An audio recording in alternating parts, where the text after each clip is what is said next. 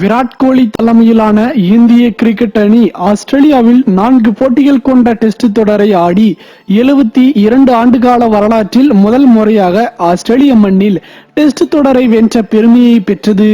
இந்தியாவிற்கு சுதந்திரம் கிடைத்த பின் 1947 ஆண்டு நவம்பர் முதல் 1946 பிப்ரவரி வரை இந்திய அணி ஆஸ்திரேலியாவுக்கு முதல் முறையாக சுற்றுப்பயணம் செய்தது. அப்போது இந்திய அணியின் தலைவராக லாலா அமர்நாத், ஆஸ்திரேலிய அணியின் தலைவராக பிராட்மேன் இருந்தனர். அன்றிலிருந்து அங்கு கடந்த 72 வருடங்களாக சுற்றுப்பயணம் செய்த இந்திய அணி மற்றும் ஆசிய அணிகள் டெஸ்ட் போட்டிகளில் விளையாடி வருகின்றனர்.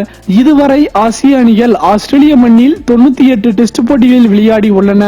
அதில் 66 போட்டிகளில் தோல்வியும் 11 வெற்றிகளும் பெற்றுள்ள போதிலும் யாரும் தொடரை வென்றதில்லை. 31 முறை ஆசிய அணிகள் ஆஸ்திரேலியாவுக்கு பயணித்த போதிலும் தொடரை வெல்ல முடியாமல் தோல்வியடைந்து ஏமாற்றத்துடன் திரும்பியுள்ளன. ஆசிய அணிகளின் சார்பில் 29 கேப்டன்கள் தங்கள் அணிகளை வழிநடத்தி சென்று எந்த ஒரு அணியும் ஆஸ்திரேலியாவில் டெஸ்ட் தொடரை வெல்ல முடியாமல் தவித்தன. ஆனால் விராட் கோலி அந்த நிலையை மாற்றி வரலாறு படைத்து விட்டார். 30 ஆண்டுகளுக்கு பின் இந்திய அணியிடம் ஃபாலோ ஆன் பெற்று ஆஸ்திரேலிய அணி 2வது இன்னிங்ஸை விளையாடியது.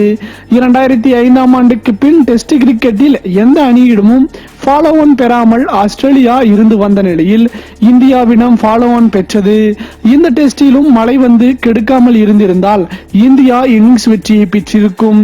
இப்படி எந்த ஒரு ஆசிய அணியும் அதன் கேப்டன்களும் புரியாத சாதனையை விராட் கோலி புரிந்து அவருடைய வெற்றி முகூர்த்தத்தில் தனி வைரக்கல்லை பதித்து விட்டார் கேப்டன் விராட் கோலி. கேப்டன் விராட் கோலியின் சாதனை பற்றி உங்களின் கருத்து என்ன? உங்களின் கருத்துக்களை கமெண்ட் பாக்ஸில் பதிவிடுங்கள். மேலும் இது போன்ற சுவாரஸ்யமான செய்திகளை உடனுக்குடன் தெரிந்து கொள்ள தமிழ் சேரை சேனலை சப்ஸ்கிரைப் பண்ணுங்க. மறக்காம பெல் ஐக்கானை கிளிக் பண்ணுங்க.